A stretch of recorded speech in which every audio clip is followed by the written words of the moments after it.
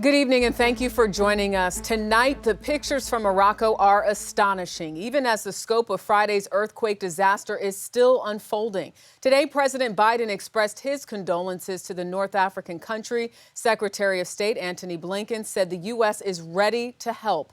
The death toll now at 2,100 is expected to rise as rescuers desperately try to find survivors in the rubble.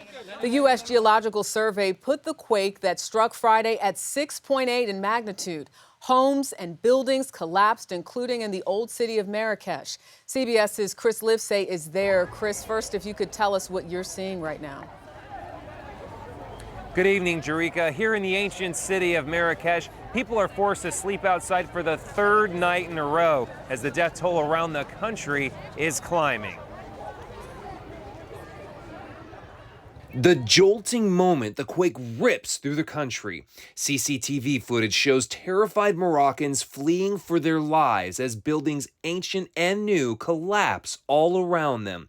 The worst devastation in the scenic High Atlas Mountains, where rescuers are racing to reach survivors trapped beneath the debris. Others are less fortunate. I lost my two daughters. May God have mercy on them, he says. They were sleeping and the ceiling fell on them. Untold victims remain trapped in areas cut off from aid, where winding roads and landslides make much of the quake zone difficult and in some cases impossible to reach so far. Many of those within reach have sustained serious injuries. An estimated 2,000 people, like Abdelatif Aitbella, who can barely move or speak.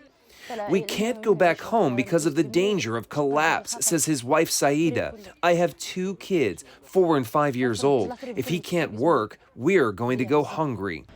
While in cities like Marrakesh and its famed Casbah, medieval buildings that have stood for a millennium could topple at any moment, if they haven't already.